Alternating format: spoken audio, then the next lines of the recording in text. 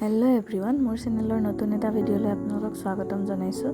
দেখি গম পাইছেই চাগৈ, পূজা বুলি অকণমান ওলাই গৈছিলোঁ। নগাঁৱত যিহেতুকে বিশেষ কিছুমান আকৰ্ষণ থাকেই প্ৰতিবাৰে, গতিকে প্ৰথমতে গৈ সোমালোগৈ ITI পূজা মণ্ডপত।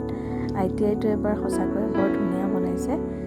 টাইটানিক জাহাজখন তেওঁলোকে এটা আগবঢ়াইছে ইয়াত। গতিকে এয়া বৰফৰ ঢৌবোৰ, তাৰ ওপৰত সেইখন টাইটানিক জাহাজ, আৰু ভিতৰলৈ সোমাই যাওঁতেও বহুতেই ধুনীয়া আছিলে ভিতৰখনো। যদিও কামখিনি সম্পূৰ্ণ শেষ হোৱাগৈ নাই, যিহেতু কাইলৈহে মহাষষ্ঠী, গতিকে আচল পূজা কাইলৈৰ পৰাহে বুলি ক'ব পাৰে। কিন্তু আমি ভাবিলোঁ ইমান ভিৰ হ'ব কাইলৈ, গতিকে অকণমান আগতীয়াকৈ পূজা মণ্ডপৰ ভিতৰত সোমাই অকণমান চাই আহোঁ, কিয়নো ভিৰ হ'লে আৰু সোমাব নোৱাৰা হৈ যায়, ল'ৰা ছোৱালীলৈ বৰ দিগদাৰ। গতিকে যদি আপোনালোকে ভাবিছে ভিতৰত সোমাই চাওঁ বুলি, কাইলৈ এপাক গৈ চাই আহিব, কিয়নো ইয়াৰ পিছততো চাগে আৰু সোমাবলৈ নহ'বই, ইমান ভিৰ হয়। এয়া দেৱী মাৰ প্ৰতিমা বহুতেই ধুনীয়া আৰু যথেষ্ট ডাঙৰ আছিলে আকাৰ। আনফালে আমি আহি পালোহি নগাঁও বেংগলী পূজা মণ্ডপ, মনসা মন্দিৰ। তাতো সঁচাকৈ বহুত ধুনীয়া আছিলে, লাইটিঙততো আৰু ধুনীয়া লাগিছিলে।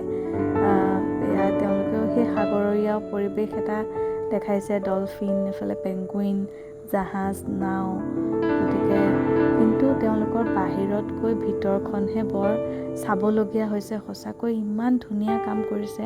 সোমাই গৈ এফালে মন্দিৰ ভাগ, আৰু তাৰ ভিতৰলৈ সোমাই গ'লে তেওঁলোকে সাগৰৰ তলিৰ এটা পৰিৱেশ দেখাইছে, লগতে দিছে চাউণ্ড ইফেক্ট।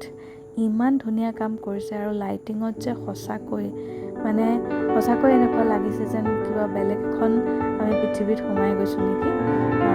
সঁচাকৈ ভাবিব নোৱাৰা এটা অনুভৱ।